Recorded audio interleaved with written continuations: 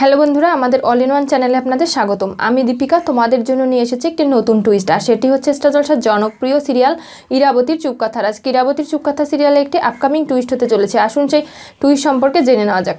আমরা তো জানি যে আকাশের টাকা চুরি যাওয়ার পর থেকে আকাশ কিন্তু ইরাবতীর উপর অভিমান করে রয়েছে এবং ইরাবতীর কোনো কথাই শুনছে না।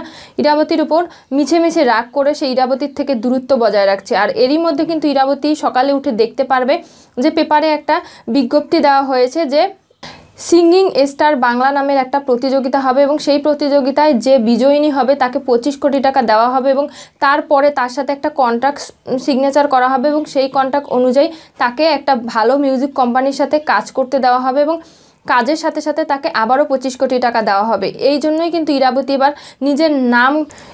এবার নিজেকে প্রমাণ করার জন্য এই কম্পিটিশনের নাম দিতে চলেছে এবং এই কম্পিটিশনের নাম দেওয়ার মধ্যে দিয়ে কিন্তু আকাশকে জানানোর চেষ্টা করতে ছিল ইরাবতী যে সে এই কম্পিটিশনে পার্টিসিপেট করতে চায় এবং নাম দিতে চায়। আকাশ যখন ইরাবতীর কোনো কথাই শুনতে রাজি হয় না, তখনই ইরাবতী আকাশকে স্পষ্টভাবে জানিয়ে দিতে চলেছে যে সে এবার নিজের পায়ে দাঁড়াবে এবং একলাই দাঁড়াবে, কারো ওপর নির্ভরশীল সে হবে না, এমনকি মিস্টার চ্যাটার্জির ওপরেও নয়।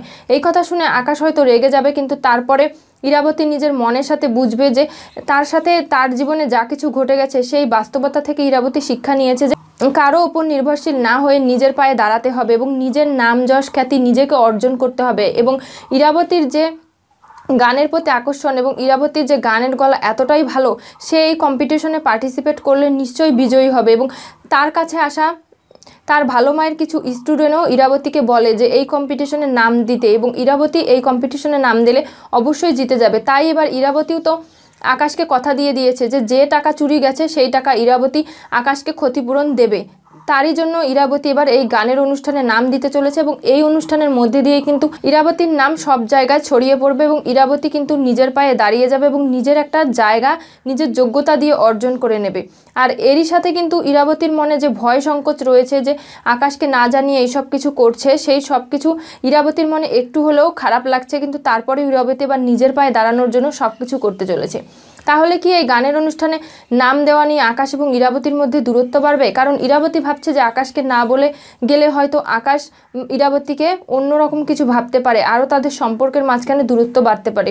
তাহলে কি এবার সেটাই হতে চলেছে? যাই হোক না কেন, ইরাবতী এবারকার নিজের কেরিয়ার নিয়ে ভাবতে চলেছে এবং সিঙ্গিং স্টার বাংলা যে প্রতিযোগিতা হচ্ছে সেখানে ইরাবতী নিজেই নাম দিতে চলেছে। তাহলে কি হতে চলেছে ইরাবতীর চুপকাথা সিরিয়ালের পরবর্তী টুইস্টে? ইরাবতী কি এই সিঙ্গিং স্টার বাংলা প্রতিযোগিতায় নাম দিয়ে নিজের প্রতিভাটাকে সকলের সামনে আনতে পারবে এবং নিজের নাম যশ খ্যাতি কি নিজে অর্জন করতে পারবে যোগ্যতা দিয়ে? এবং এরই সাথে কি আকাশের সাথে ইরাবতীর দূরত্ব বাড়বে, নাকি আকাশ যখন জানতে পারবে তখন সাময়িকভাবে ইরাবতীকে ভুল বুঝলেও পরবর্তীতে বুঝতে পারবে যে ইরাবতী নিজের পায়ে দাঁড়াতে চায়, তার স্বপ্নের পথে ইরাবতীর সাথে কি আকাশ থাকবে, না কি ইরাবতীকে ভুল বুঝবে? কি হতে চলেছে এই সব কিছু জানতে হলে অবশ্যই করে আপনাদেরকে চোখ রাখতে হবে স্টার জলসার পর্দায় এবং নতুন নতুন আপকামিং টুইস্ট পেতে আমাদের চ্যানেলটিকে অবশ্যই করে সাবস্ক্রাইব করুন, লাইক শেয়ার কমেন্ট করতে ভুলবেন না এবং পাশে থাকা বেল বাটনটি অবশ্যই করে ক্লিক করুন।